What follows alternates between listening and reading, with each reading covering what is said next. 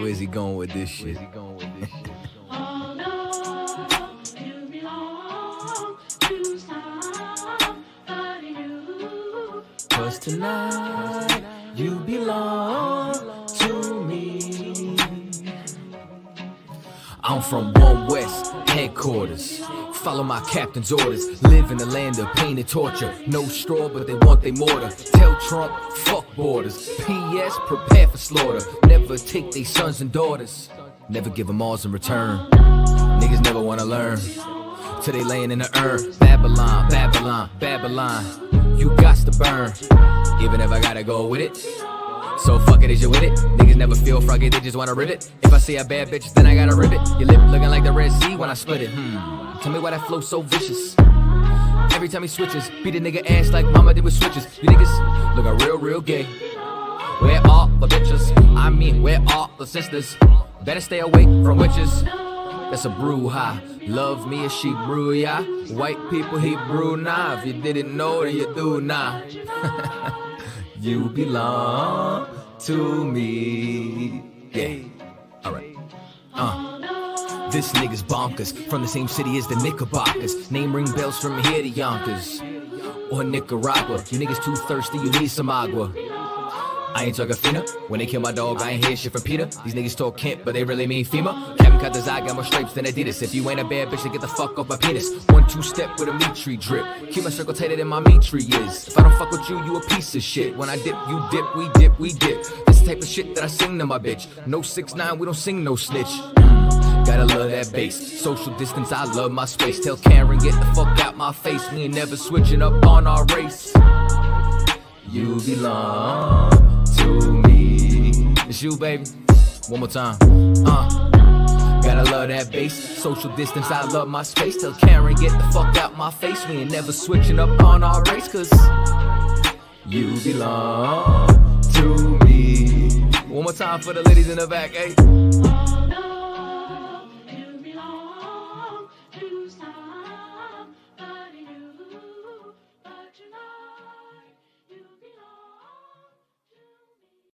You belong to somebody new. But tonight, you belong to me. Where's he going with this shit?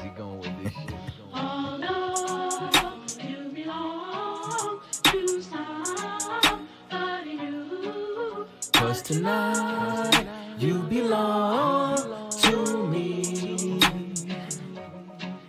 I'm from One West headquarters.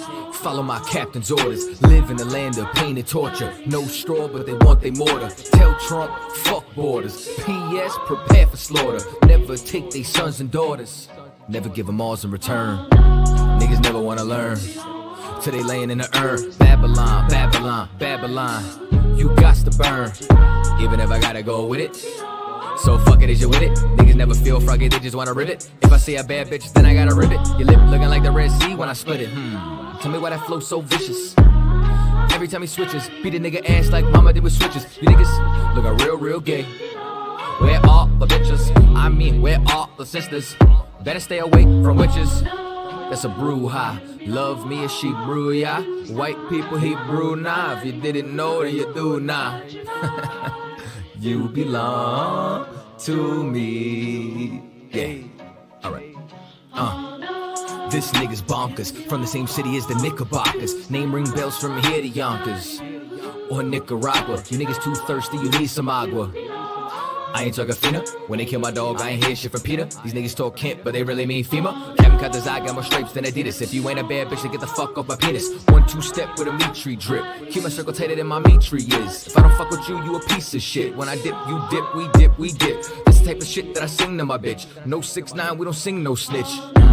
Gotta love that bass. Social distance, I love my space. Tell Karen, get the fuck out my face. We ain't never switching up on our race. You belong to me. It's you, baby. One more time. Gotta love that bass. Social distance, I love my space. Tell Karen, get the fuck out my face. We ain't never switching up on our race. 'Cause you belong to me. One more time for the ladies in the back, hey. Oh no, you belong to somebody new.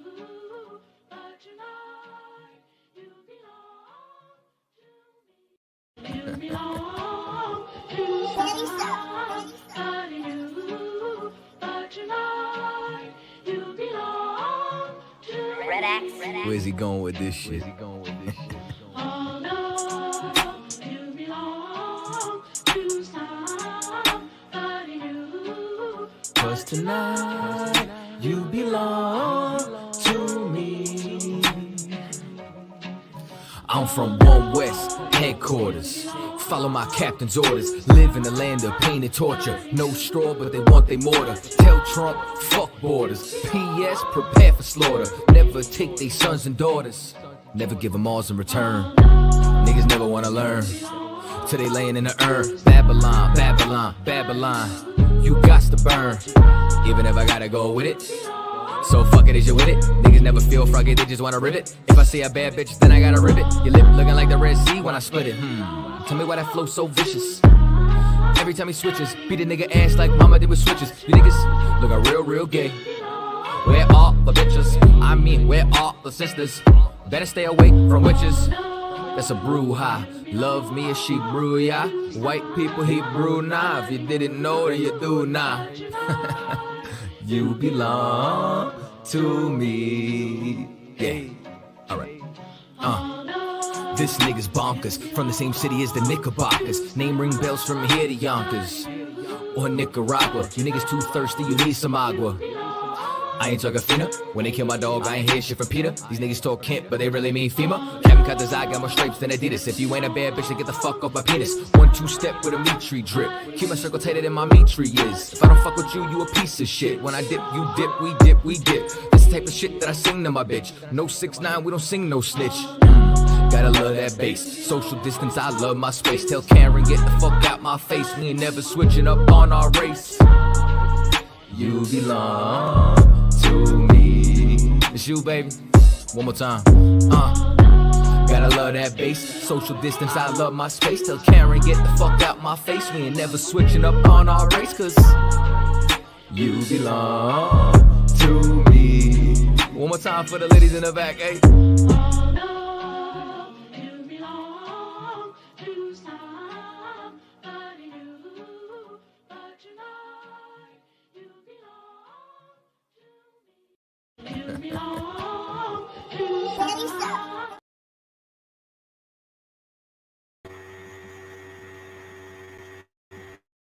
All right, shalom, shalom, Israel. Can everybody hear me all right? Shalom, shalom. Can everybody hear me all right so far? Y'all let me know.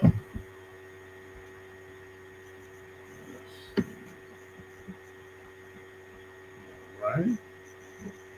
Got some folks in the building. All right. All right.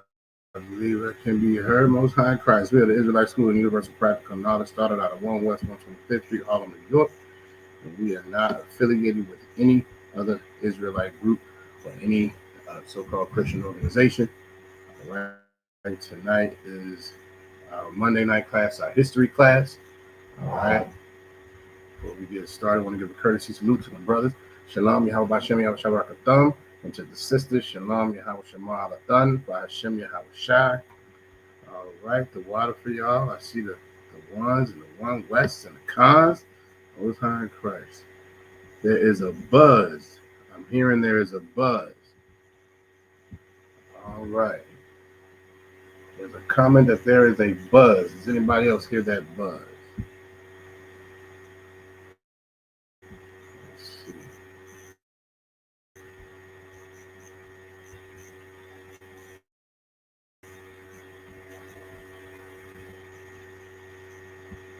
Let me know.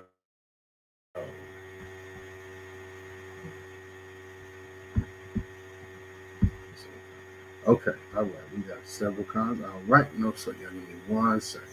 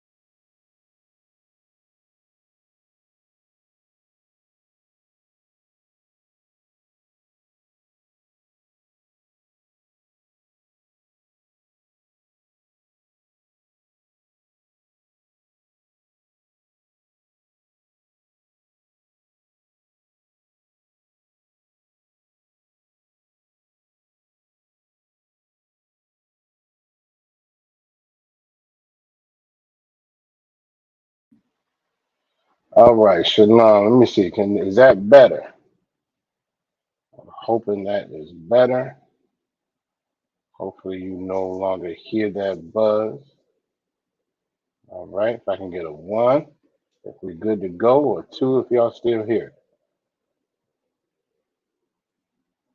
Let's see.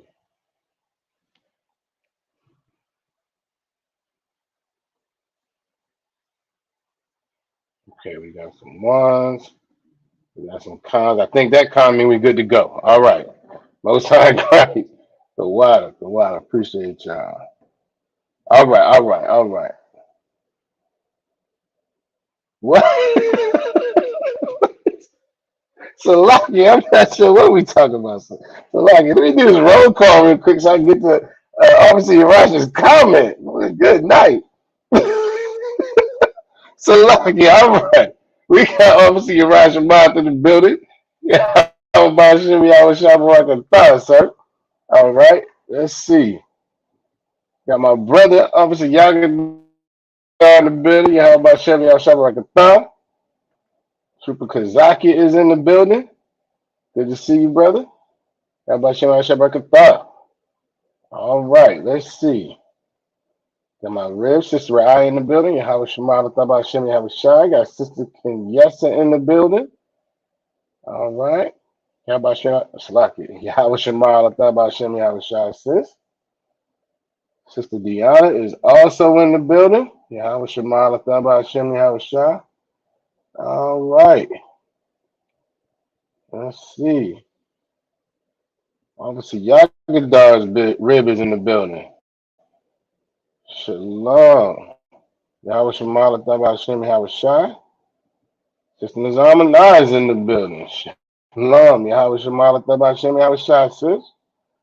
All right.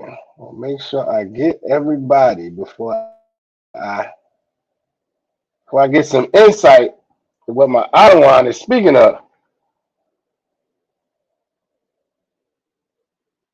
Obviously, Russian boss said, Khan, nobody getting shape ups no more. I don't know what we talking about, sir. Salaki. Good night, I want to know.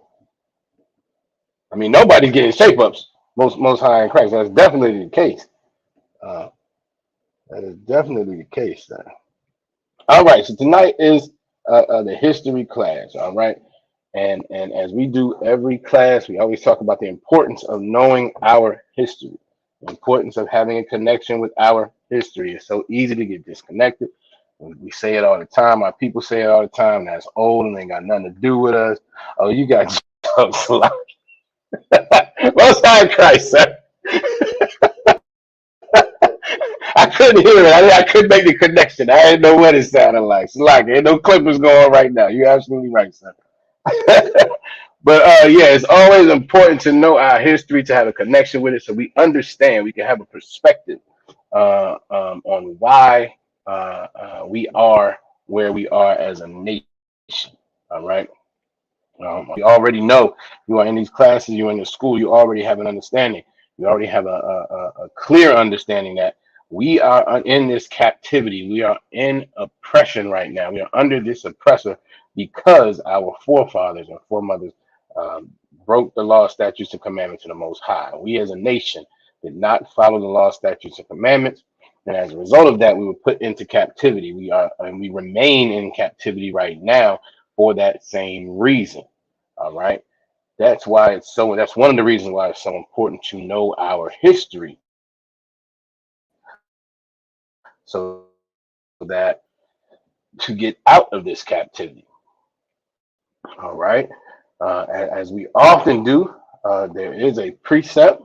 There is a precept. I believe you all know it. So let me know, what is our precept to the importance of knowing our history? What is that precept? All right.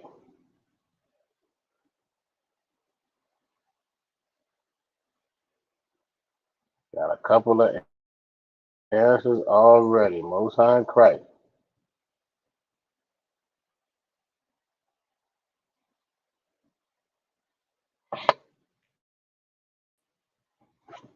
All right. Y'all are definitely in the building.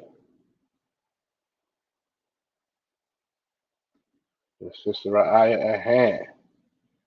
Deuteronomy 32 and 7. Remembering the days of old. That is correct.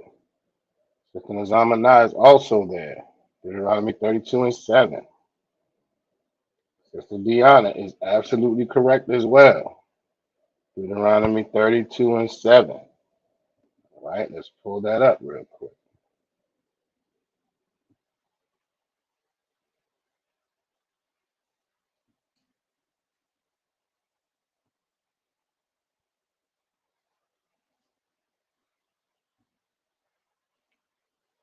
Deuteronomy 32 and 7 says, remember the days of old. Again, we are to remember the days of old.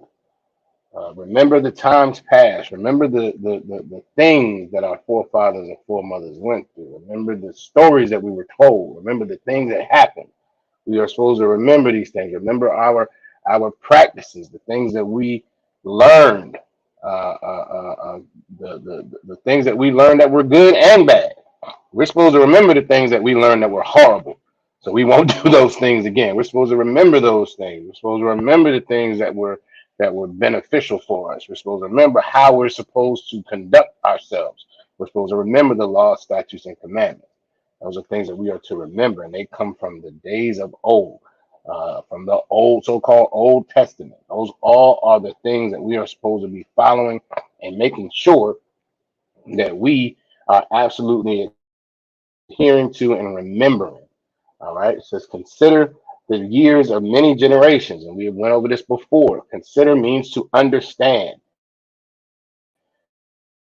We are supposed to understand the years of the generations that have come before us. We have to have some perspective on not only what may have happened, but why it happened. That is why we go into the scriptures.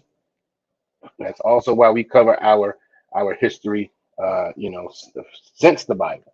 All right, it's all important to understand the things that happened generations ago, so we can make sure we don't repeat the same mistakes. So we can make sure that we get right.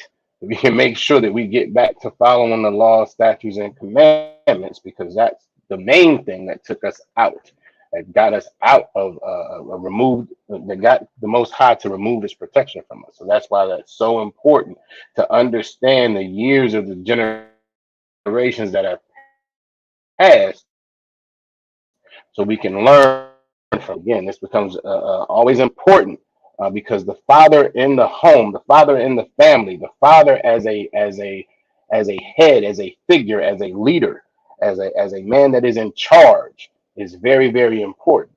And it's important for him to pass down, the father to pass down the history of our people, so that again we have that understanding.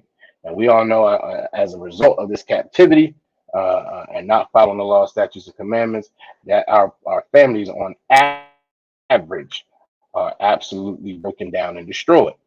And the father's role under this oppressor has been largely diminished, largely, almost absolutely diminished. And so this role is often left undone, and that perpetuates the idea that we don't need to know our history. It perpetuates the idea that it's not that important and it's disconnected, and I don't need to know about that, and that didn't affect me, and so on and so forth. All of that perpetuates, or the lack of the father being in the home and our families being so broken down perpetuates that. But then it also says, thy elders. When it says thy elders, it's continuing on. So it's saying, ask thy elders, and they will tell thee. And that's what the Most High in Christ has put the Israelite School UPK under command and Junior Yohanan in place for, so that our people can have an understanding of our history, so that we can remember our history, remember the days of old, and have an understanding about our generations past. All right. So again, very, very important. So that being said, um,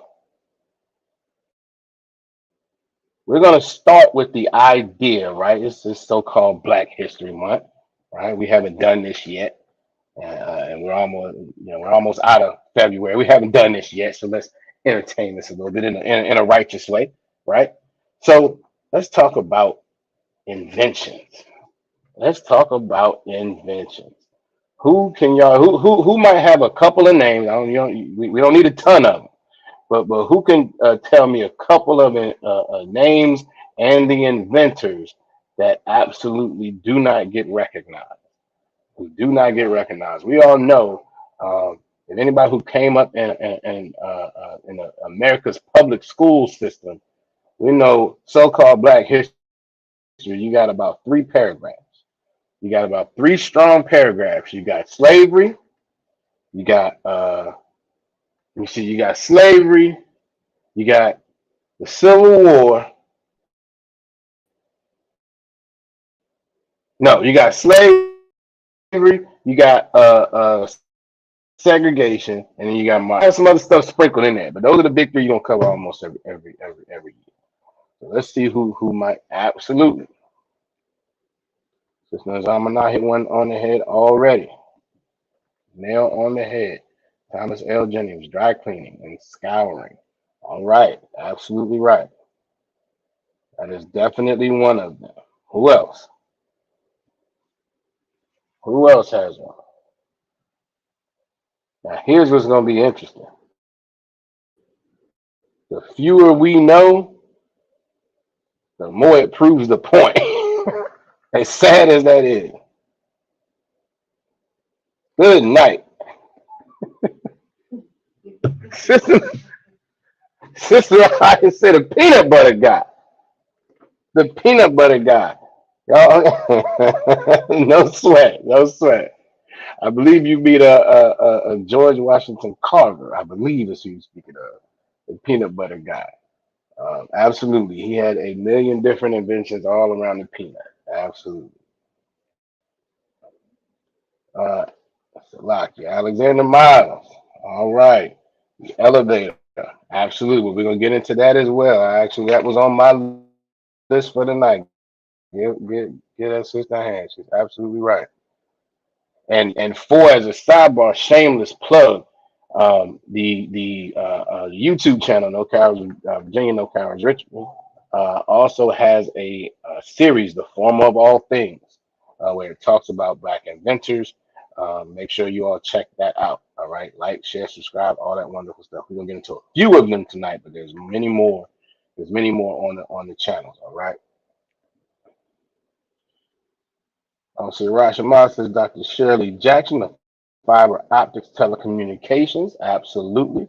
Absolutely. The telecommunications, she had a huge part in that, inventing those telecommunication and fiber optic cables. If you think about especially the digital world that we are in now, those things would be almost impossible to be as efficient as they are without those that invention of that system. Absolutely right. Should be Shamaga Bars in the building. How about Shem Yahweh Shabbat, brother? All right. Now, with that idea of inventions, what um what is an important hmm,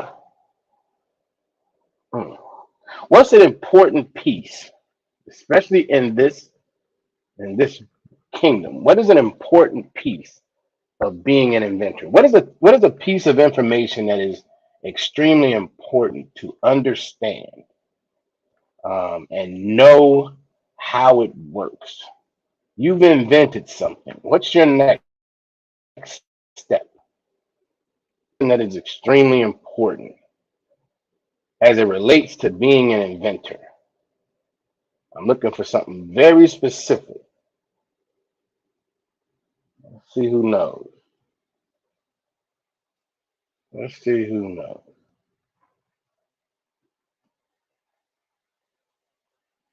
Matter of fact, I'll give y'all, might help y'all get there. Okay, okay. Let's see.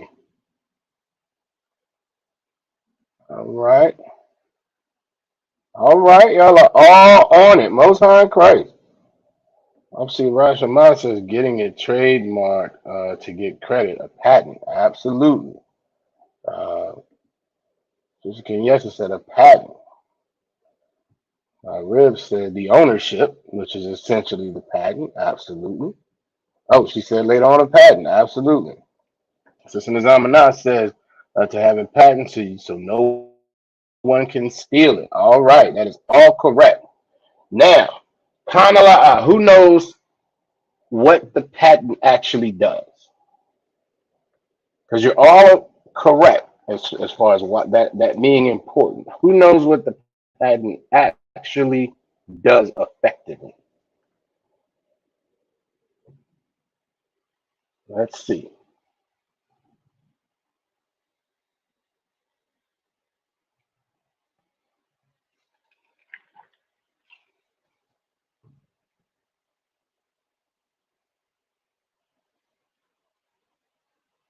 Okay. Sister Deanna said she does not know. Slocky, no sweat. We'll get you straight.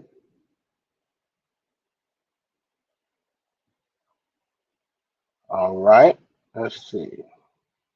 Sister I said Khan no allows no one to steal credit for or recreate. Okay. All right. That is true. I'm looking for something a little more specific. Let me see.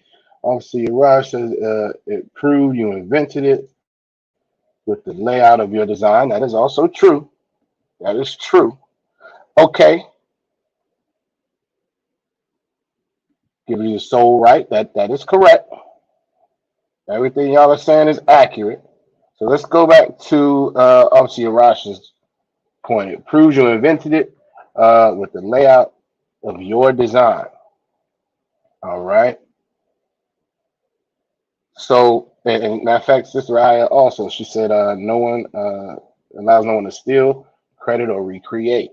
So, what it effectively does is make sure that no one else can earn money on it. No one else can now go out and create the thing and say, hey, this is mine, right? That's absolutely true. What does that allow the inventor to do?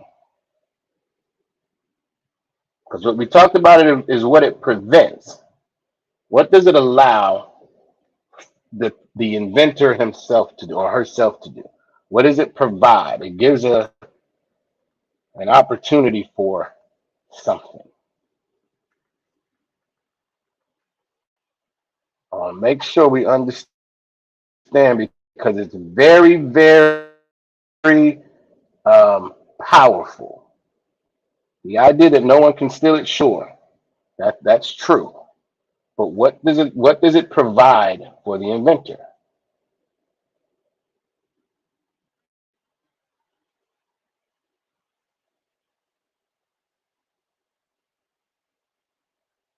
And that maybe I may even be asking this a little vague. So I think I might just give it to y'all. I think I may just give it to y'all. Let's see. Okay, y'all are definitely on the right thought pattern. Okay, y'all are on the right thought pattern.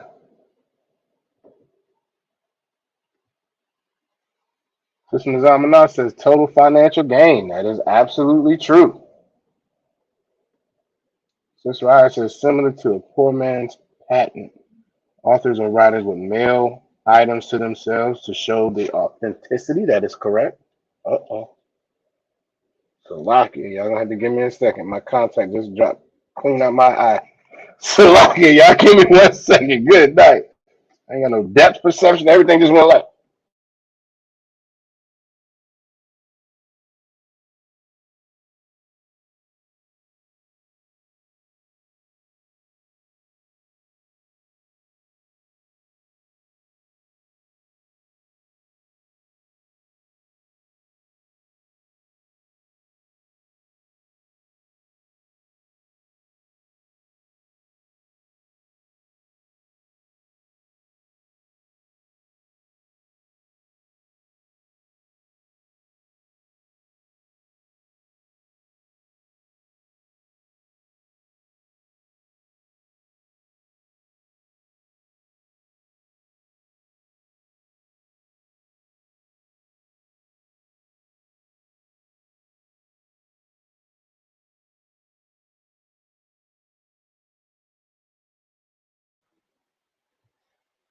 All right, we're back in action. Salaki. All right. All right. That is absolutely correct. Sister Raya. Sister Kenyasha said generational wealth. That is absolutely right. Obviously, Rashid Maz gives them the right to sue. Correct. Financial security, as Sister I said, is also correct. And Officer Yagadar says profit from their work passing on to their children, royalties forever. So, yes and no. Royalties forever, la. But what it does do, Salakia, is provide 20 years where no one can sell this product. They cannot recreate it. They cannot do anything. You have the sole right. So what it creates for the inventor is a monopoly on this product. And that's why it's so powerful. Because the more patents you have, the more inventions you have where no one else can gain any financial security, no one else can gain any profits, no one else can gain any financial gain for 20 years.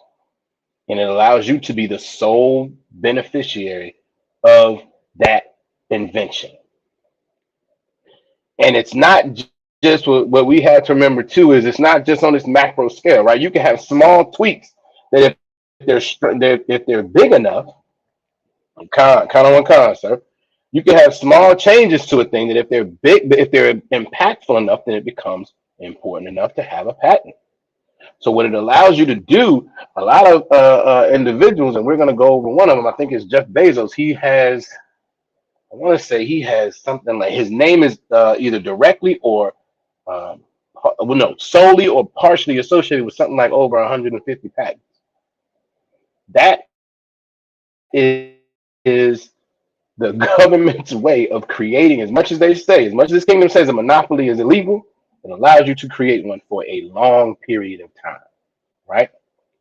Now, how did that affect our people? How did that affect our people? When did we start inventing things when we came over to this country? Was it only since after the Civil War was over? Of course not. Of course not. We were inventing things during slavery, and these patents were that law was in place during slavery. So who got that benefit?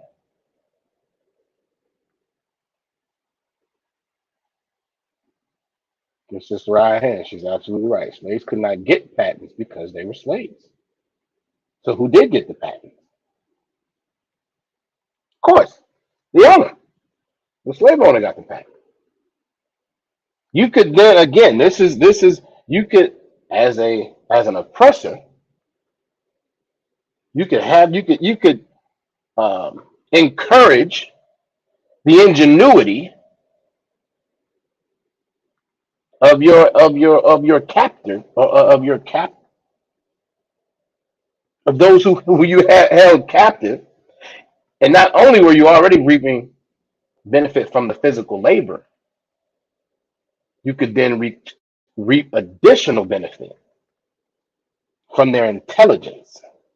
And don't get it twisted. As much as this oppressor likes to present us as less intelligent, I believe I saw a reel of Captain Tazario talking about how the NFL had officially labeled its black players as less intelligent in order to avoid, I believe, um, uh, uh, lawsuits from concussions and things of that nature. I think that was the driving force behind it. Um, but again, don't get it twisted. They want us to believe that we're less intelligent, and they want to believe that we're less intelligent. But the reality is, we have made this kingdom wonderful for them in so many different ways.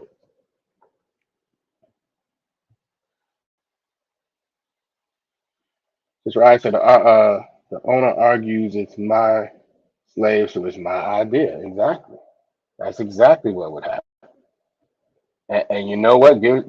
Give Sister Aya a hand. Give Sister Nazamana a hand as well. This is one of the famous ones.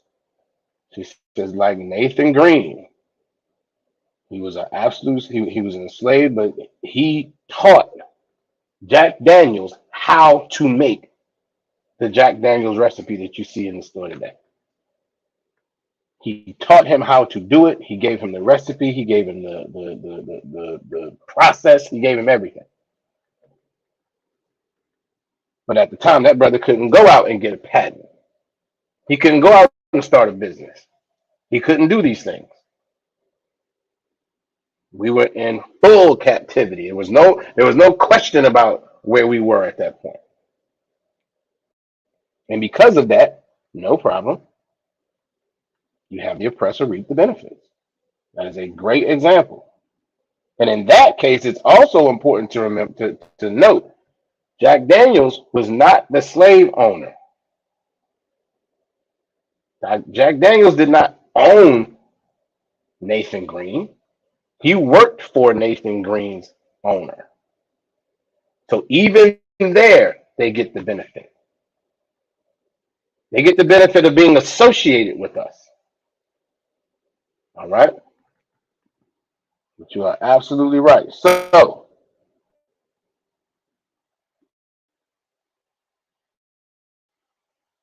let me see. Where was that?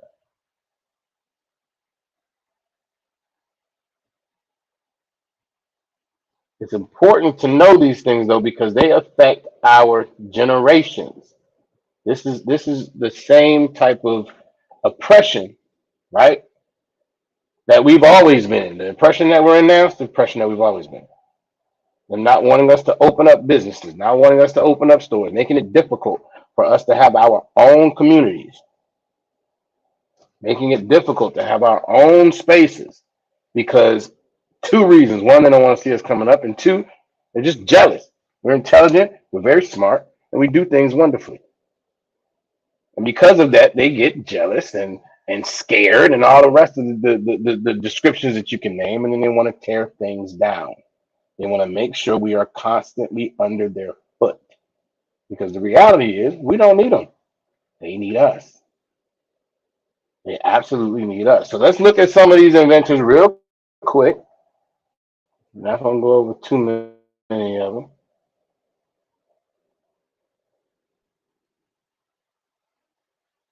Let's see.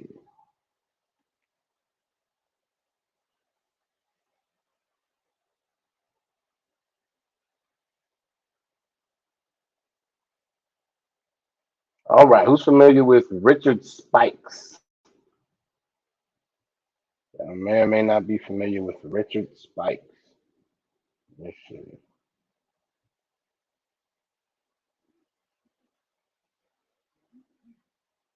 No sweat.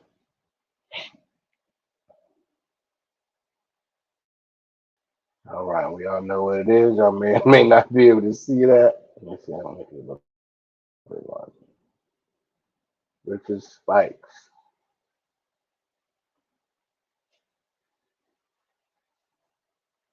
Richard Spikes was like he was born to Monroe and Medora Spikes, October 2nd, 1978. He came from a large family of six.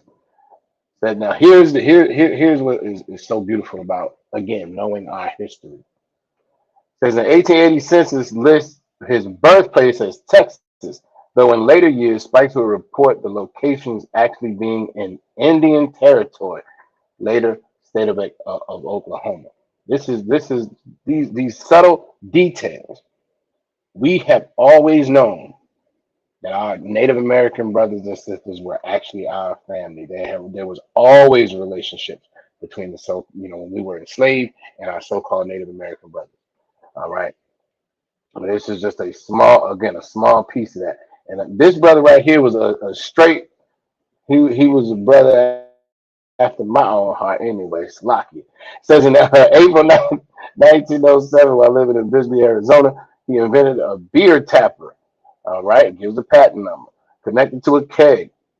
The tap used tubing to ease the release of beer from the barrel while also improving freshness over time. Says this technology is still in use today. I'm not sure if anybody's ever, had to pour themselves, certain technique to it. But there's a certain you want to make sure it has the tapper there so that it comes out as smooth as possible. I appreciate that, brother. All right. It says Spike's next invention was again, you know how we are, right? Says his next invention was for a self-locking rack for billiard cues. The brother wanted to play pool and have a beer. You can't. I mean, who can be upset with that? All right. It says he received the patent in October 11th, 1910, while living in Albuquerque, New Mexico. All right.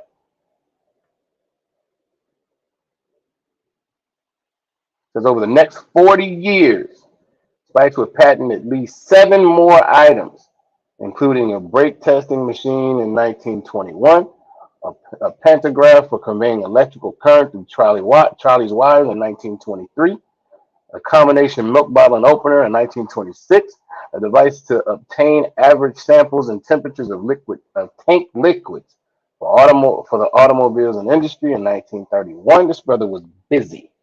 This brother was busy. An improved gear shift transmission system in 1932. Now think about how far that is now. You can't even. I don't even know if they sell standard transmissions anymore. That typically doesn't happen. Everything you find is automatic. All right. This brother helped to push that forward. And if anybody's ever driven a stick shift, I think they're fun, but it's not something that the average person wants to do. All right. It's a much easier process to have an automatic transmission, and that's something that this brother helped to improve. Again, improving this country over the long term. Um, it says a horizontal swinging barber's chair in 1950, and finally an automatic brake safety system in 1962. Again, this brother was busy, and at that point, he was 84 years old. All right. Brake system, like his automatic brake safety system, was also significant. According to the patent application, it provided uh, a reserve braking action in case of damage to the normal braking, and is still in use in some buses as a fail-safe of stopping the vehicle. These are not haphazard things. This brother was actually busy, and there are parts of his inventions, that braking system in particular, that is still in use today. So he is widely credited with patenting an automobile signaling system, the turn signal, in the early 1910s. So a patent record is yet to be located at this time. The system was installed in the Pierce Arrow motor car. This brother was busy. But we're going to see, as much as these brothers and sisters worked, and as much as this the patent created or was meant to create an absolute monopoly, um, that was not always the case for our people. Absolutely, that brother did well put. He transformed transportation. Absolutely, very well put, sir. Sister Aisha is in the building. Yahweh Shemala Thabah Shem Yahweh Shah says, yes, he absolutely transformed transportation. And again, this is and what we always need to remember, right? Because what I always think is important to remember, right?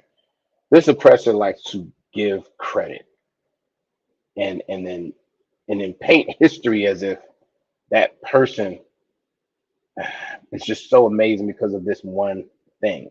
Thomas Edison is a good example of that. They want to say he created the light bulb, and we all know he didn't. He didn't invent the light bulb by himself. He had some help. He had some help of a brother, right? But here's the deal: there are so many things that we, as a people, have helped this kingdom with.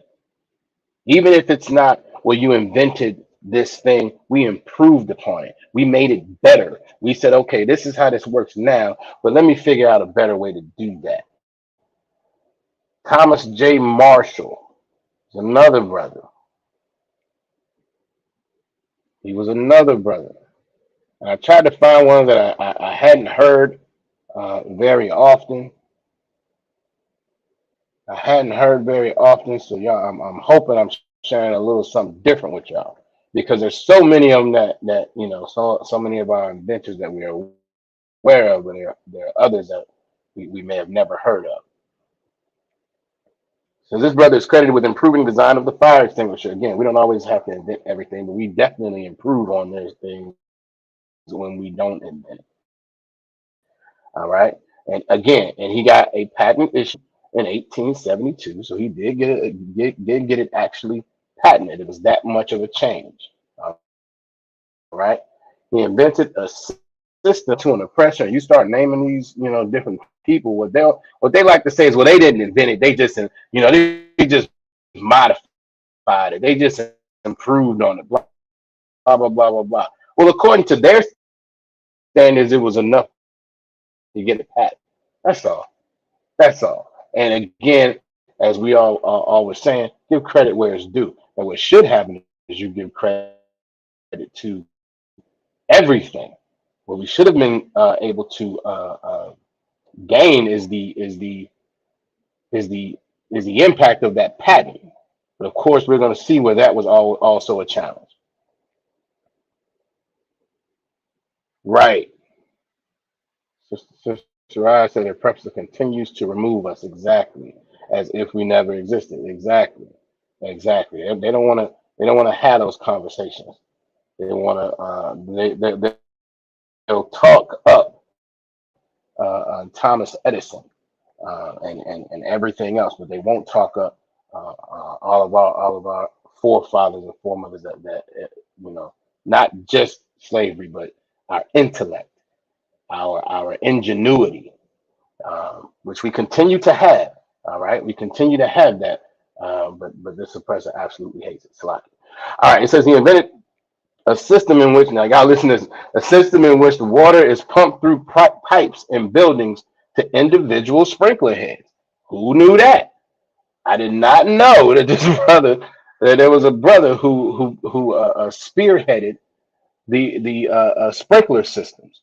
All right, that we see in virtually every building we go in. It says the system can be activated by manually turning a valve in the building. It says Marshall's fire extinguishers, lock here. Marshall's fire extinguishing sprinkler sprinkler system has been in use in the United States since 1874. The sprinkler system, when you go into any building, y'all see them hanging up there. Those sprinkler systems were invented by a black man. Because it's commonly used in large factories as an effective means of putting out large and potentially catastrophic fires. Systems are generally commended for relatively small amount of water that they use, and so they don't cause as much property damage. That's something that's very, very practical. Very, very practical. We have all seen those, right? That's not even. It's just the idea that we didn't realize. We didn't realize that this was something that was invented by our people. All right, come on. What are you doing?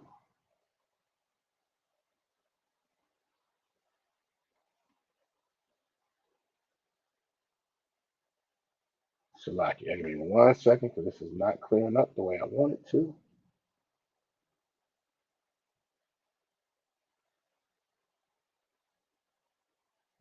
Sweat. Get rid of that. Bring that back up.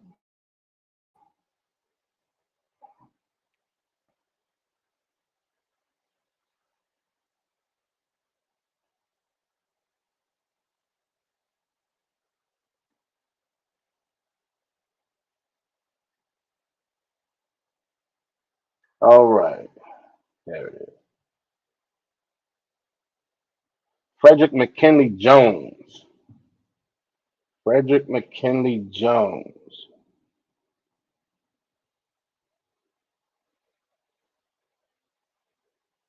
Who's heard of this brother?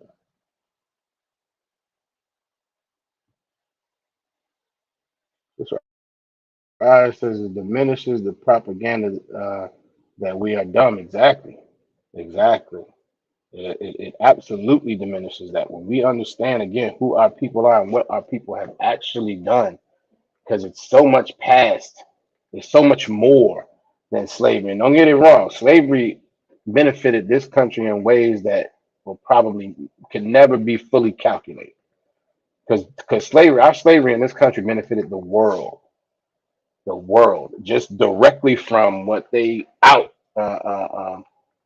not outsourced, but what they exported. All of the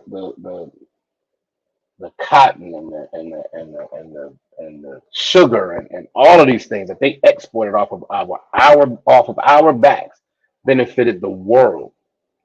All right. But these are things that just to know these, just to have an understanding, we have a better understanding of, okay, after that, we continued to benefit. Before that and after that, we continued to benefit this country in a different way, just based on our ability. Based on our ability. All right. Frederick McKinley Jones. He's best known for inventing the first automatic refrigeration system for trucks. All right. Um, Let me skip down. We talked a lot about his education, which is great. Um, Absolutely great, but it's not where I want to get right now. Officer Yagadar says all the shorties want to be ball players and rappers. Think things like what you bringing out is unattainable. Exactly, exactly. We don't understand, and now part of it is this though. What you'll understand, what you'll get when you look at several of these, different inventors and how they came up and how they grew up, right, and what things they were exposed to. A lot of it had to do with education. Don't get me wrong. We are educated people, but here's the deal. And Captain Abdul Shah talks about this all the time. We don't learn the way the suppressor learns. The suppressor wants to drop a book in front of you and you're supposed to read it and understand everything. And then you have that old adage of you want to keep something from a brother, you put it in the book. Well, that's not true, right? While that's not true, um, that's not how we taught though. That's not how we taught. How we taught was, uh, you know, maybe my uncle's an electrician. I want to be an electrician. So I'm gonna get out there with my uncle. I'm gonna go roll with my uncle when I'm real small. I might start when I'm 10 years old. He might get me out there. All right, this how you do this, this how you do that. This how you do this, this how you do that. And then over time, by the time I'm 15, 16, 17 years old, he's put all of this knowledge in me. He's put all this knowledge in me about how these things work. And because we again are an intelligent people, then we can look at those things and go, okay, how can I improve on this? How can I improve on that? Now, if y'all have been paying attention to any of Cap's classes, right? How do you undermine everything I just described? How do you undermine the idea or the process for our people to learn in a more of an apprentice manner? That's what they call it. You're being apprentice. How do you undermine that if you wanted to do that? Sister Nizam says the schools would have you believe we didn't invent anything. Right. I always felt a certain type of way. Like they saying we ain't exactly. They saying we ain't ish. That's why I say it's slavery, it's civil rights, Jim Crow, and you got MLK. Outside of that, there's not a whole lot of talk about what else we did to benefit this country. And they make you feel like after it was no longer quote unquote legal for them to have us as chattel slaves, then we didn't have any value. And another way they then perpetuate that is they lock us up. They put us in jail at disproportionate rates by over policing our neighborhoods. So then you can then pile on and they're criminals and they're no good to society. That's why they're criminals, and that's why we have to put them in jail. When all you're doing is continuing to perpetuate slavery. But you are absolutely right. They would have us believe these things, which is why it becomes so important as we went over that first scripture, as we always do, for our people, our fathers, to share these things with our children, to share these things so that the generations understand. We have to understand that if your child is in the public school system and that's the only education they're getting, we got to do better than that. That cannot be the only education that our children are getting, because our children get what they want our children to know. It's on us. It's our responsibility to give our children what they need to know, their actual history. All right. But you are absolutely right, sis. That can make you feel some kind of way.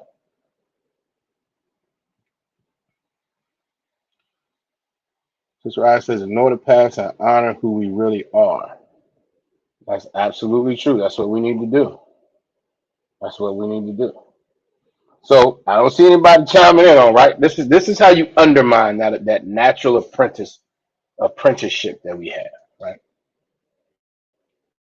Or we had. This is how you undermine that. Because what you would typically do at that point, okay, fine, now we'll just play it all the way out. I started maybe when I was 10 or 11. Now I spent 5 or 6 years. Now I'm 16, 17 years old, and I have 5 years of experience in the electrical industry or whatever, because I've been watching my uncle or my father or whoever, right?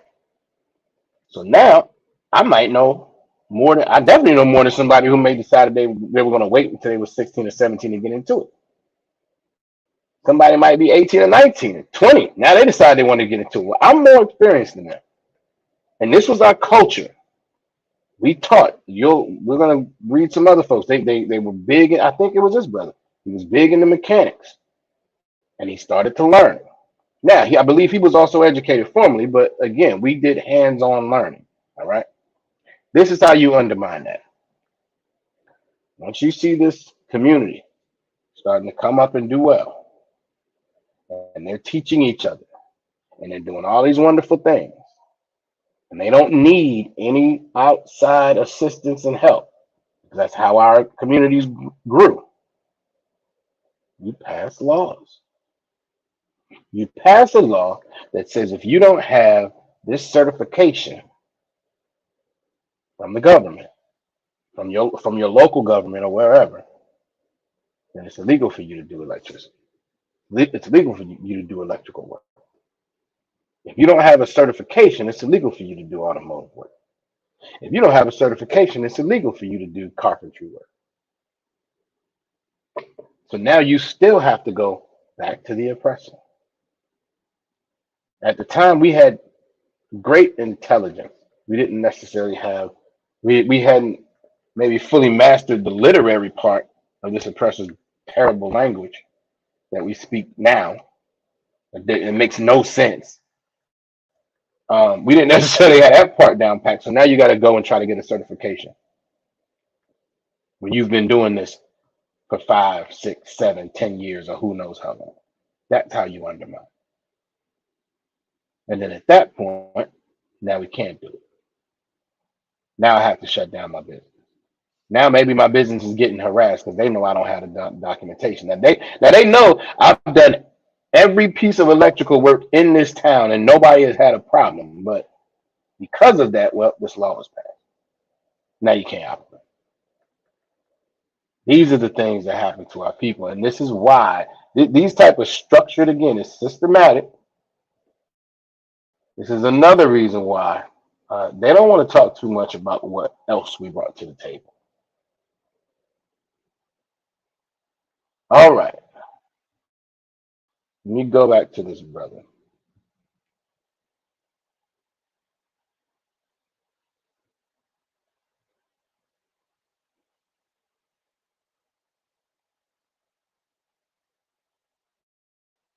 Go back to this brother.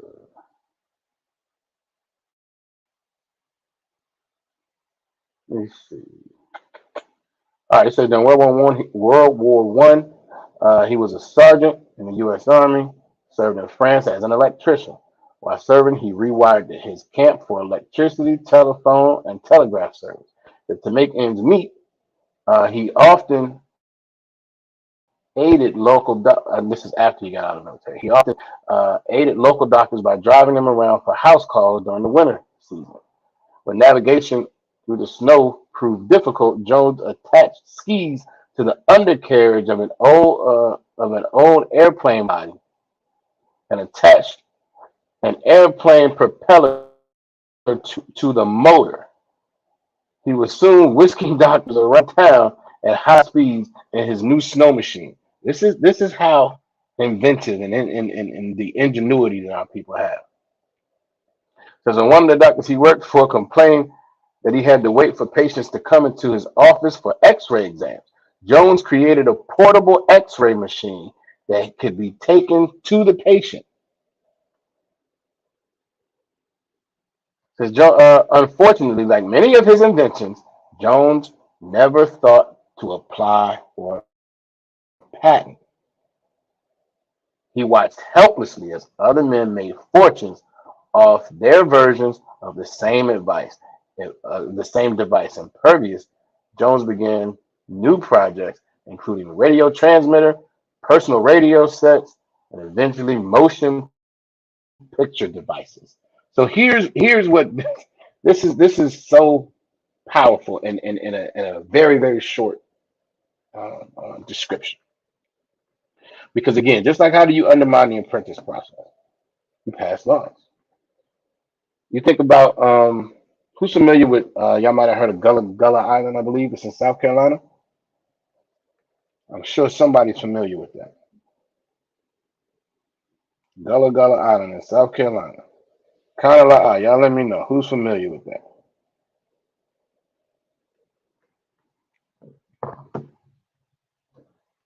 And while y'all putting it in, anybody who's not familiar, and I don't know, I could be wrong. So anybody who maybe know this a little bit better than me, feel free to put it in the chat. All right. Sister Aya, Sister Kenyasa said they are familiar. All right. Obviously, Yagadah said he's familiar as well. So Gullah Island is, and y'all, like I said, if I'm off, y'all let me know. It's an island off of South Carolina that soon after the Civil War was over, it was basically it's like it was happening by all black folks. All black folks. Sister Nazamana is familiar as well. And over time, the oppressors started passing like real estate tax laws because that when you go back, everybody's probably familiar that we pay, personal property tax and on our vehicles or your house if you got one, all that stuff. We're probably familiar with that now. But if you go back far enough, that wasn't a thing. That was created in large part to no sweat. Sister Deanna says she's not familiar. No sweat. Real estate tax laws were created in large part to reacquire land back from former slaves. Definitely, yeah. We went down there and saw it several years ago. Took the family down there and everything. It's weird. It's a weird vibe when you go. Maybe weird ain't the right word, but it's definitely different. But those real estate tax laws were put in place in large part so that they could have a law on the books that the people who, again, they were largely illiterate and they were very removed. They weren't going down checking to see what laws had been passed and things, which most people don't do that now. Most people don't do that even now. They don't know what laws are being passed and what aren't.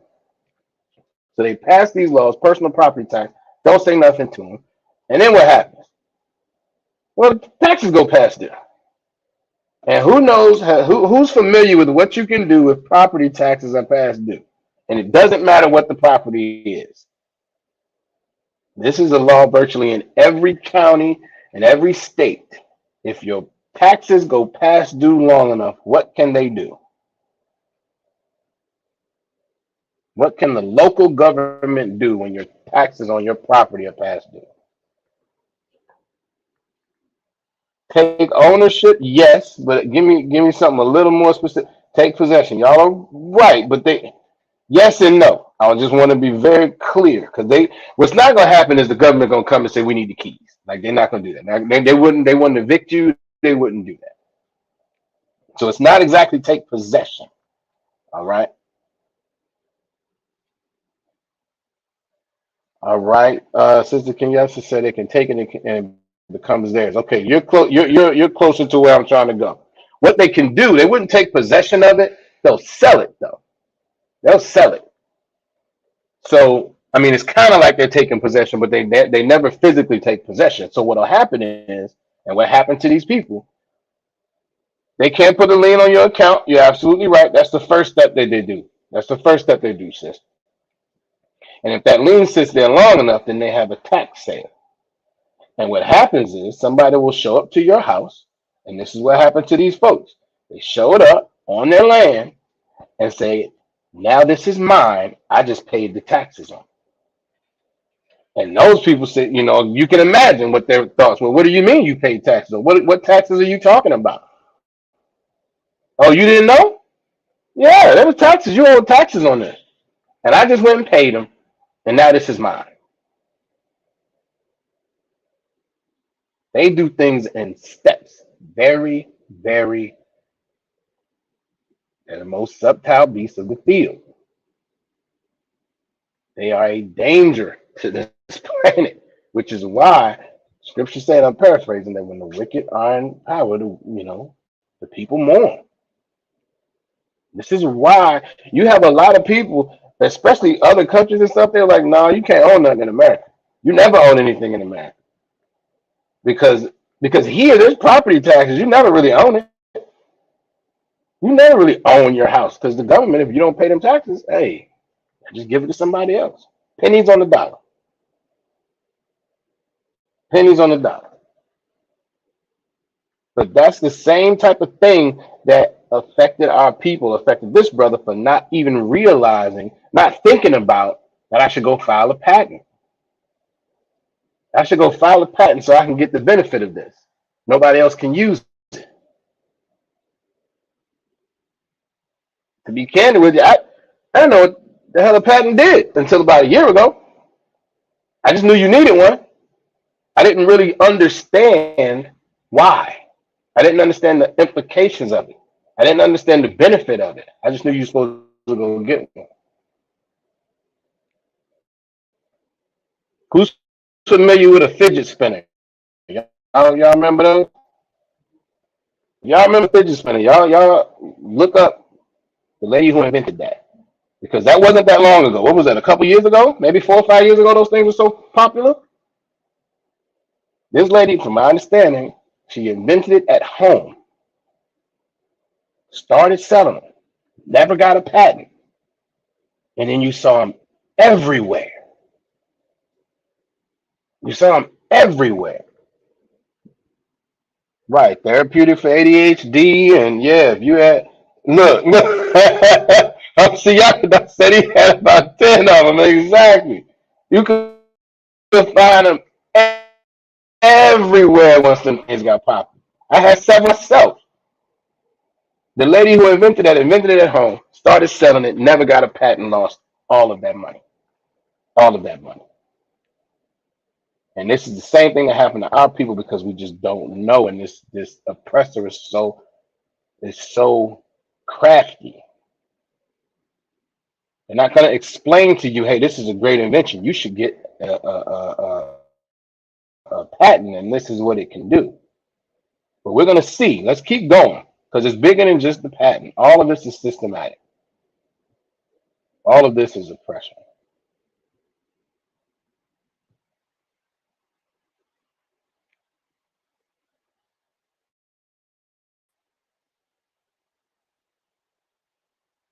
All right, let's keep going. Because always the inventor Jones converted silent movie projectors into talking projectors by using scrap metal for parts. He made the audible movie. by using scrap metal for parts. Says in addition, he devised a way to stabilize and improve the picture quality. Now here's where it gets deep. Eventually, no wait a minute, let me go back. Uh, uh,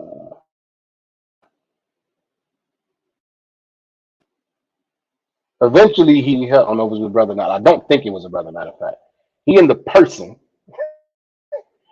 that he was helping with the movie, the motion picture projector. He said they eventually formed a partnership called the U.S. Thermal Control Company with Jones as vice president. Now, this brother invented the refrigerated trucks, but he formed a partnership with him as vice president. Why would that be necessary? Why would that be necessary? It says he was given the task of developing a device that would allow large trucks uh, to transport perishable products without spoiling. He set to work and his automatic refrigeration system, the Thermo King. Eventually, he modified the original design so it could be outfitted on trains, boats, and ships. Why was it necessary for him to partner with someone?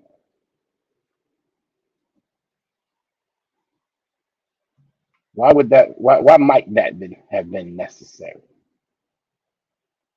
Because this was not a rare thing. This was not something that rarely happened. It was something that happened on a fairly regular basis.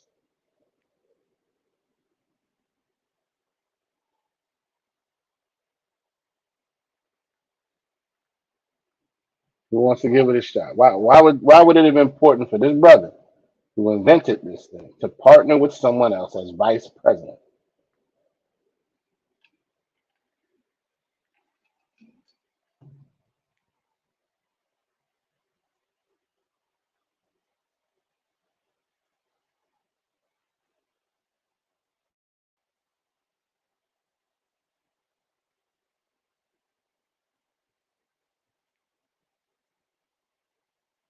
Let's see.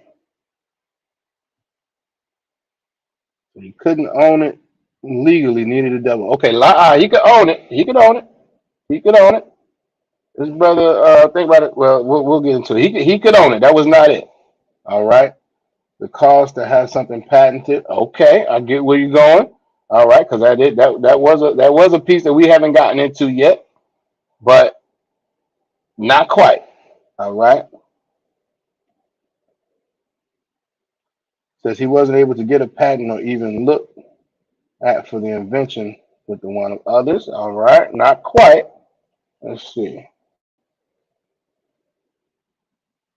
I'm gonna get y'all there. No sweat. I see where y'all going.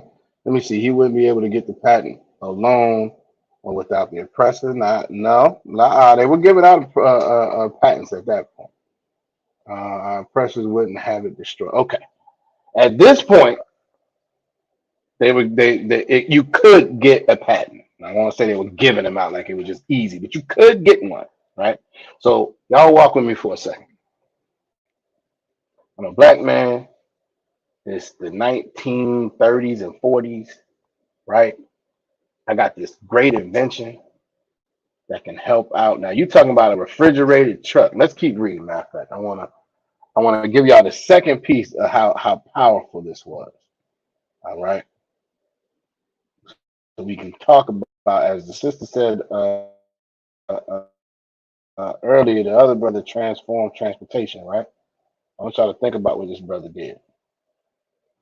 Says during World War II, a need for a unit for storing blood serum or for transfusions and medicine led Jones into further refrigeration research. For this, he created an air-conditioned unit for military field hospitals and a refrigerator for military field kitchens. As a result, many hospitals a modified form of this device is still in use today. All right.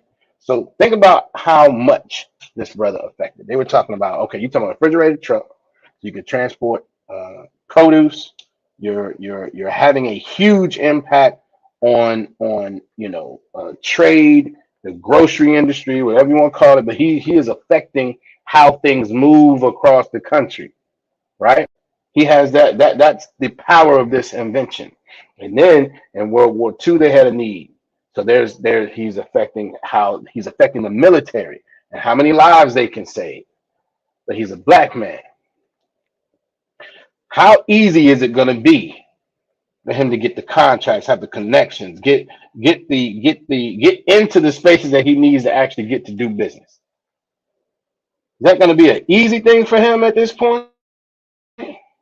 Or might he need to partner with someone else who can be the face of it? These are the things that happen. Patent or no patent.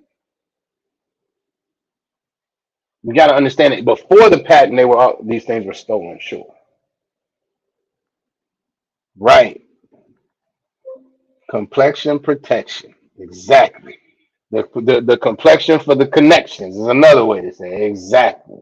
But before, when we were still enslaved, and even during that time period, anyway, okay, well, they're slaves, they can't get patents. And they're not full citizens, so they can't get patents. I don't even know if we talked about that. That was the thing we ran into before.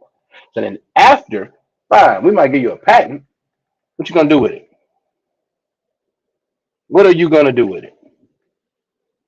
You needed the person to be the face, like our music. Exactly. And that happens more than you know today. That happens more than we may fully understand today.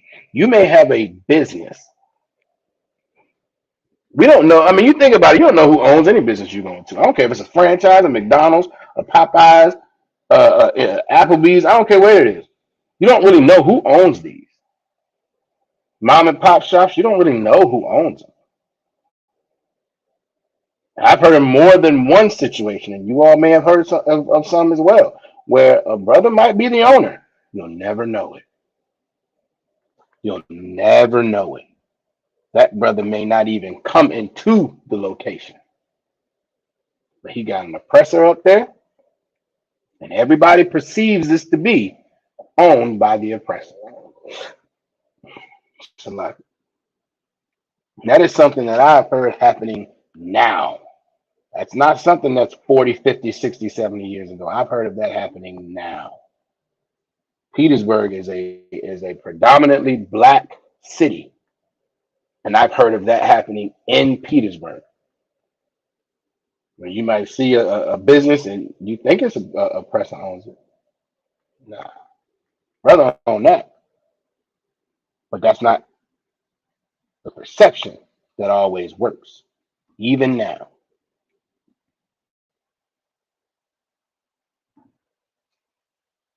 So since Amanasa absolutely mind blowing, it is, but it's a function of our oppression.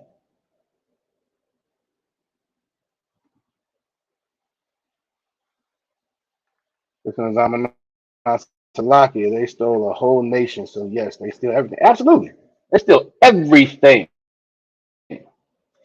everything, absolutely everything, and they say it's not. Listen, I believe that was on TikTok.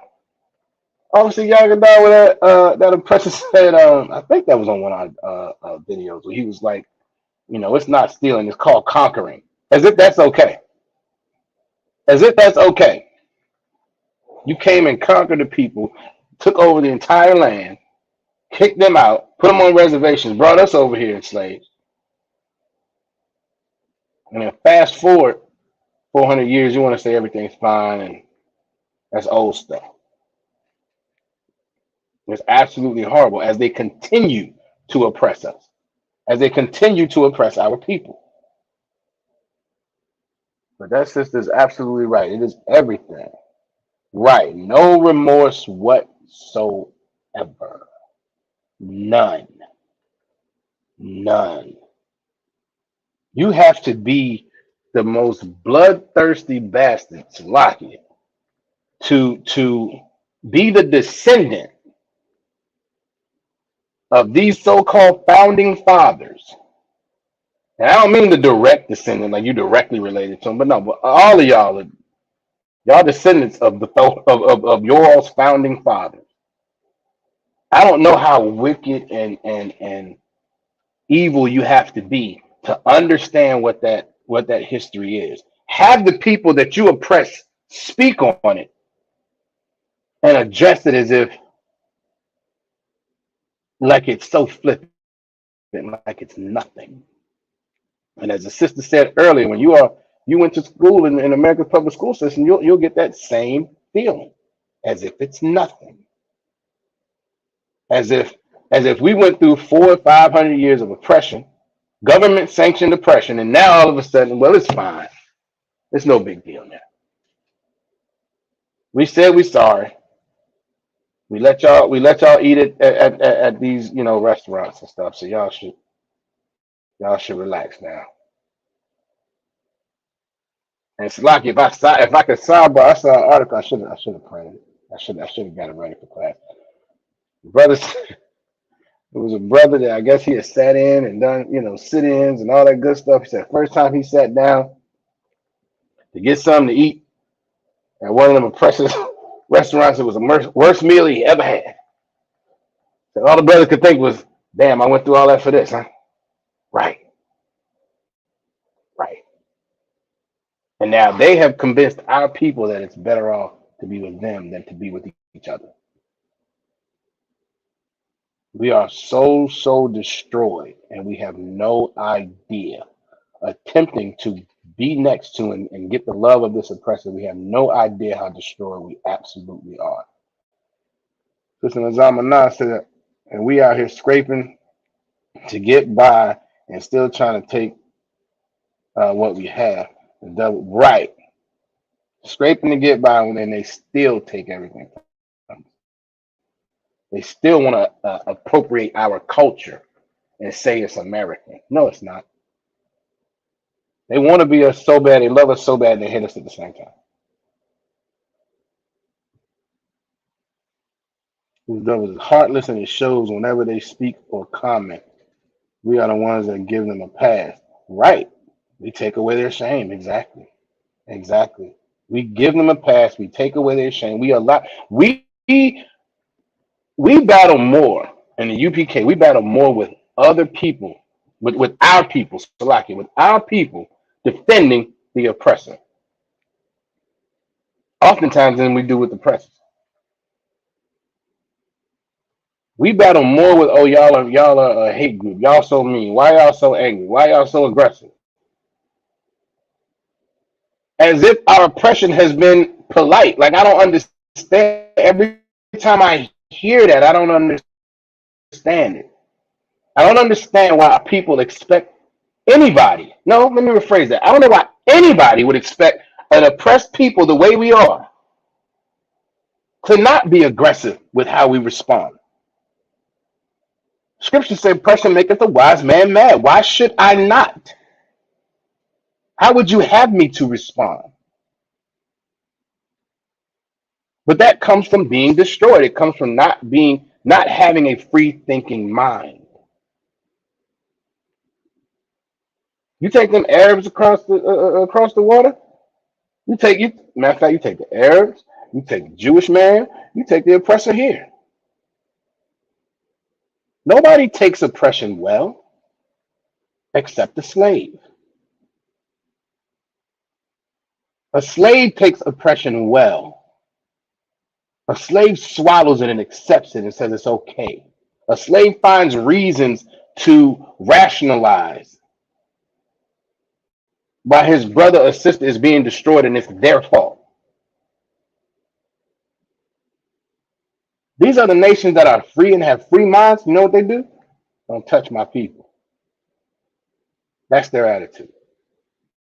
And they're aggressive with it. They're extremely aggressive with it. They're aggressive to the point of causing wars, flying planes in the buildings, absolutely going to battle. They're aggressive to we speak aggressively and we want the Most High to fight our battles. And that is something that our people often look at with confusion and they don't understand. They don't understand how much we built this entire kingdom, but yet we're still oppressed. And they don't understand us being speaking aggressively about it. And it's so wrong. The number that this oppressor has done on our people is terrible. And that goes back, we've talked about it before, to Christianity. How could you speak so aggressively? We're supposed to love everybody. They don't love us, but we should love them. We should give them all of our love while they completely destroy us. We should give them all of our love while they take and steal, while they steal our inventions historically, while they steal our music now, while they steal, brother. If you want to get a record deal, you're gonna be paying out your nose for the rest of your life if you make some money. And then they go, well, you should have known. That's the same stuff they were doing, the Muddy Waters and them and all of that. That stuff still goes on now.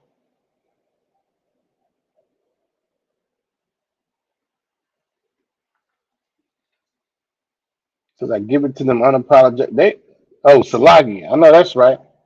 Ain't nothing wrong with that. Give them the aggression. Well, Salaki, we don't encourage our sisters to do that. Salaki. Just because we have war, we don't want the sisters to go to war. But that's definitely what we do. Unapologetic. You are absolutely, that is the right spirit, sis. If we were stronger in our heritage and our conviction, and we knew who we were as a people, and we knew who our power was, more of us would be unapologetic, particularly when we speak. Because that's what we're talking about. We're talking about speaking. But our brothers and sisters think it's the worst. Let's keep going. Let's keep going. Let's see. This one is on say it's funny how they know which ones to play with or fall. Or fall all the way back with. Oh, they absolutely do. They absolutely do. They absolutely do. And that's why we listen. That's why we in the UPK are not affiliated with any other Israelite group. Because them other groups. I mean, we'll be with you. I don't think he is. There are so often when we get to, uh, having a dialogue, especially with someone who knows what it means to be an authority. We were just talking about this after the Sabbath service. We were talking about the idea that as a brother in the UPK, we are to conduct ourselves in a certain way. We are to have a certain dialogue with an oppressor. I don't care if you get pulled over. If you have an interaction with an officer, you're supposed to have a certain dialogue with him. There's a certain amount of respect that you can have for the position. That doesn't mean I respect him so much personally, but I should have that for the position, if nothing else. And you conduct yourself in a certain way, and that's of the Most High. So they definitely know the ones to play with and ones not to. They definitely know that. And that's why these other groups. I mean, hey, they have issues that we don't have. They have situations that we typically don't have. But the Most High is with us. All right, I was looking for. Is that it?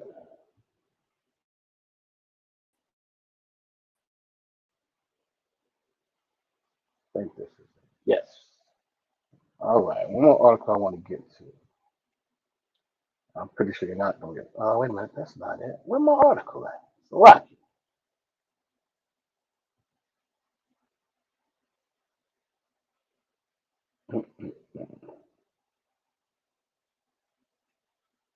All right, I'm gonna have to paraphrase that one. The last article I was gonna pull up was talking about how it's things that we've talked about already tonight. The challenge that the patent office and that reality gave to our people, and how much uh, wealth again that sucked out of our communities. They just completely took it out of our communities, out of our folks' pockets. Now there's a few of us who, as they always do.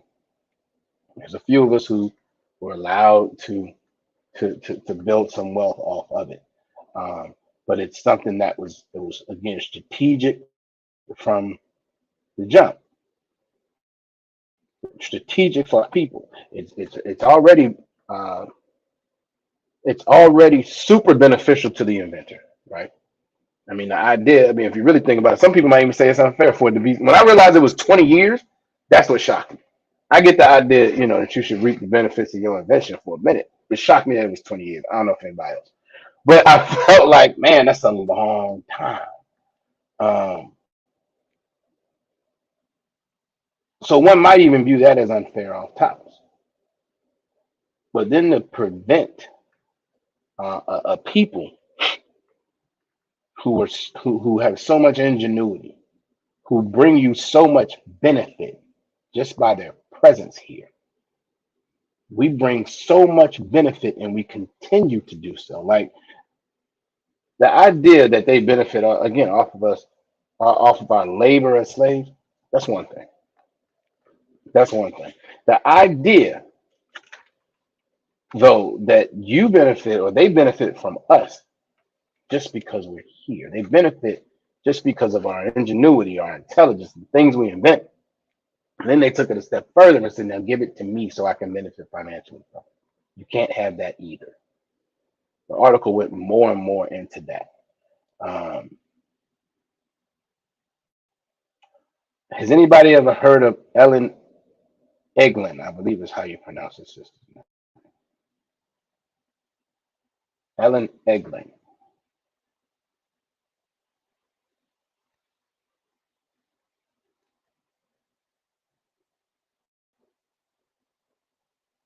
Let's see. All right, Sister Ashley, she has heard of it. Who else?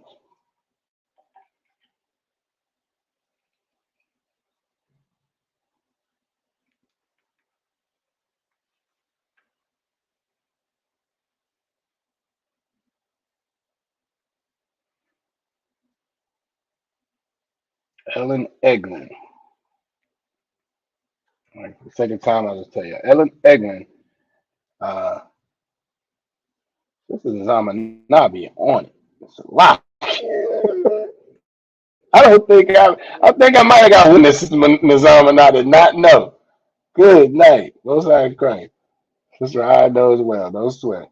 Deanna says she does not. No sweat. This sister invented the clothes ringer, as Sister Nizam and I said, the clothes ringer, which was something you used to, you would wash the clothes and you would crank it through this thing to wring the water out, right? So this sister invented this. And again, now you all spoke on it earlier as far as the fees. There were always fees for patent, filing a patent, and those were always challenges, particularly with our people coming and either being in or coming out of slavery. We were always and still continue to be, the lower, on the we're the poor people of the country. It is what it is. Not all of us individually, but by and large, we are. Um, oh, good night. All right, most like. Sister Zalana, she said, that's what I do at the plant. Build Wi-Fi and drives tunnels and wells. Good night. Get that sister there, man. I know that's right. Listen, that's sisters in the UPK are productive sisters. Y'all understand that. Y'all getting good night. And she well. All right. Most high in Christ. But now I understand why you got all this information. Most high in Christ. But yeah, this sister invented this. And there's always been challenges with trying to get things. We always have resource issues when it comes, to money. That's just something that our people understand, right? And the sister could not pay to get a patent, so she ended up selling. She ended up selling the design and all that for $18. Damn right, y'all get a sister. Hey, what was that? Great. All right. What? She's Sister Zamana supervise over 800 people, and most of them are concave. Good night. All right. I can't imagine what you go through. Wow. They gotta come to you and answer questions and be responsive. Good. Now I can't imagine what you go through. The people, boy, you done been all type of names. You done been all type of names. A lot. Most High in Christ. That's what's up. Hey, again, sisters in the UPK, they are valuable. They are valuable, as the scriptures say our sisters should be. But yeah, so this sister invented it. She couldn't get it patented. So she sold the design. She sold the design for $18. Now this, let me see. Let me do this real quick. Let me do this real quick because I want to see what it translates to. That's 18. Absolutely. I'm sure they're not gonna say it to your face. I'm sure they're not gonna. She's not gonna. She said behind my back, baby. I'm sure that's the only place they're gonna say it. Most High Christ. Let me see.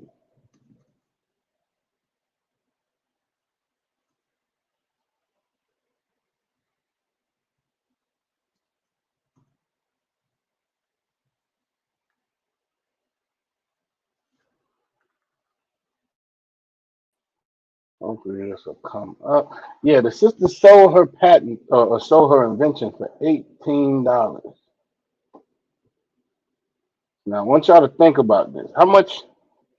No, I'm not gonna do that. This is the deal. We end up again not knowing our worth. We don't know because we don't know.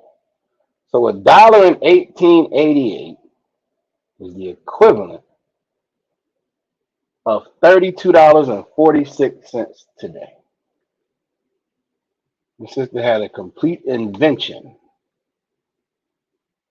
She sold it for $30. Now think about what that person bought. Absolutely right. That sister's invention inspired the mop that is used today. Now think about how much money was made off of that invention, whether before or after it, inspired the mop. Think about how much was made off of that. That sister sold for $30 because she was not aware. And one, she wasn't aware, probably of what she had. But two, even if she was, this is the problem with being under oppression. I can only imagine that sister probably needed that money. She needed that money to feed her family. She needed that money to do something productive with. This was likely not a um, decision made, under anything but duress. I'm sure. I'm sure. Because when you invent something, why would you sell it, for so little? And it was a sister. And it was 1888. But these are the things that happen to us as a people and over a long enough period of time and over enough iterations of it. And then people say stuff like, why can't you pull yourself up by your bootstrap? And people say stuff like, y'all just, you're a lazy people. And they want us to accept it. And again, without having an understanding of what your history is, we start to believe this. Imagine how much it would do just for the mental of us. Anybody who went through the American school system, imagine what knowing these things would have done. Imagine the type of disposition it would have given you. Like the sister said earlier, made her feel like crap. Made her feel like ish because she's sitting in the class being told that she's dumb and worth nothing. Just by going through history. That's the thing. History is so difficult to argue because it's just the facts. We don't have to have a debate about history. If we're debating about history, somebody's off. But once you know your history and you have a perspective of it, then you don't have to feel that way. Once you know about the laws, statutes, and commandments, and that if you are a Black, Latino, or Native American, that you are the true chosen people of God, then you don't have to feel that. If you're a brother, once you come into the ISUPK and you start putting in work for the Lord and for your people, then you don't have to feel that way. Now you can understand that you are part of something that's actually worth something. You are a valuable people. We are valuable to the Most High. Kwam Yasha Allah, damn right. We are valuable to the Most High. Not knowing who we are, not having our identity, not having an understanding of what our people have given to this country, which is everything. Our people have given everything to this country.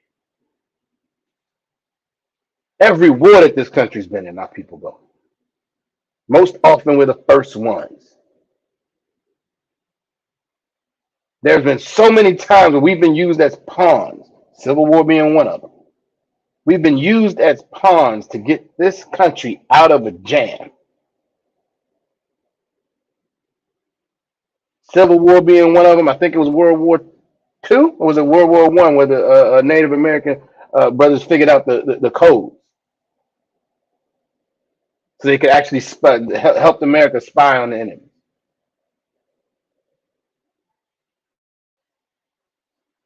This kingdom has gotten so much from us, but yet, as the sister said, we'll sit. I mean, as we should, we sit in class in the school system and feel like crap. We feel terrible. We feel worthless. You turn on the news, you feel terrible. You feel worthless. You listen to these so-called Christian leaders, you feel terrible. You feel worthless. The news tells you you're nothing by nature, and the Christian church tells you you're nothing clearly because you don't have the wealth, which means God don't love you. This is what our people are fed every day. Come into the ISUPK so you can get fed something better. Come into the ISUPK so you can understand what your identity is. Call the school, whether it's in your zone, but call the school, whether you're in Virginia or not. Call the school in your zone. Get into some work so you can understand where your value is. Damn right. Sister said we woke now. Thanks to ISUPK, home of the truth. Exactly. Exactly. This is where you wake up. Black man, Latino man, Native American man. This is where you wake up. Women and children included. This is the truth. Get out of them Christian churches and come learn the truth of the Bible. Stop being confused, because I don't care. Listen, I don't care what anybody says. The average Christian is confused as hell sitting in the church. Because nothing makes sense coming out of them pulpits. And they never will. It never will. Because it's not the truth. Christianity is nothing but a pagan religion. And they're trying to use the Bible to convince you that it's true. To convince you that paganism is the way that you should be operating. No. That's absolutely wrong. Coming to the UPK. Call the school. If you're a brother getting all black, if you're a sister, make a phone call, let them know what you want to help do the work of the Lord as much as you can. You like the rest of these brothers and sisters and keep coming to class. Make sure you're on the roll. All of those things. Find out who you are so you can get some worth in yourself, and you can have an understanding that the reason why this kingdom is as great as it is because of you. It's because of you and the rest of our family.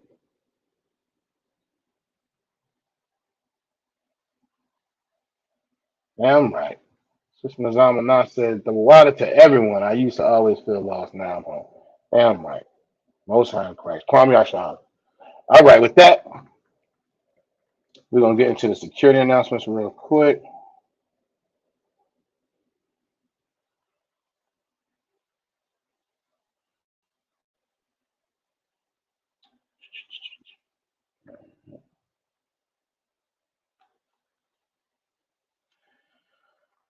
All right, we're at the ISUPK started out of 125th Street, Harlem, New York. Rule for sister. My brother and sister come to the school. They are off limits for 6 months. They are to be saluted only. They are here to shed themselves of the world. If they need transportation, the teacher will arrange it. After 6 months, if a brother or sister is interested in a particular person, he or she must get permission from the head to speak to a brother or sister. There's another 6 months in which the brother and sister will court each other. After this 6 month period, the brother and sister will get permission from the head to marry. It's like tithes, which is a commandment. You can find it in Numbers 18 and 21, or Malachi chapter 3, verses 8 through 10. It means tenth, and in the Hebrew it's pronounced ma'ashara. It's 10% of any increase the Most High gives you. You can give it to the Treasury Department, or you can go to ISUPK.com and pay it directly there. All right. Priest fund, which is a free will offering for the priest, is not mandatory whatsoever amount you would like to give. All right. Upcoming Holy Convocation days. So next one is the opening of the Feast of Purim, which is on Thursday. All right. The opening of the Feast of Purim, which is on Thursday, that will be at 7 o'clock. We're going to have it at the school in Newport News / Hampton. I always get it confused because it's right on the edge. I'm sure Officer Rashenbach will let me know which one it is again. So, like it. If you need any information on where the school is and you want to be in attendance, that's for the brothers and the sisters, all right, call the school, 757-550-1204. All right. That will be for the opening on Thursday. I believe on Friday. Well, I know on Friday, Commander General Hanna will be closing the Feast of Purim near North Carolina. I believe. Well, if anybody wants to travel there, obviously that can be done, but that will also be streamed. I'm almost certain on YouTube, so that can be caught there as well. All right. And after that, once again, we got Passover coming. It's coming. We're getting closer and closer and closer. All right. Make sure you are wrapping up all your plans, all your garments, all your outfits, all your dresses, all that wonderful stuff. Make sure the registration fee is paid. It's $200, 18 and up. All right. That covers all of the events for the week. While Passover is on the 20th, there are events, I believe, starting as early as the 17th that week. All right. And then they run through the 21st. All right. So, yeah, it's definitely going to go down. It's going down. Absolutely. Absolutely. Passover is a serious experience. It's within driving distance. It's in Durham, North Carolina. If you are in the Virginia school, there's no reason why we should not be in attendance. All right. All right. And with that, if you're a brother who wants to be a trooper in the school, you need to be in all black. That's black boots, pants, shirt, headband, and war scarf. If you're a sister and wants to be brother and sister, make sure you call the school to let Officer Yarash Shamath or Captain Natazak Shah know that that's something that you want to do. If you are not in Virginia, make sure you call the school in your zone. All right, to get that taken care of. All right, and with that, let's see, the water sis, I appreciate it. Appreciate y'all. Appreciate it again, the participation. Appreciate the participation. Appreciate y'all hanging in. Y'all always make the class lively.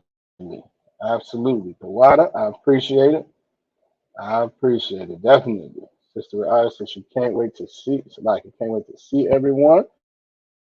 Listen, Passover is going to be awesome. Passover is going to be amazing. I'll make sure y'all are in the building. Do not miss it. All right. There's nothing to miss. Once you get one, you will not miss another.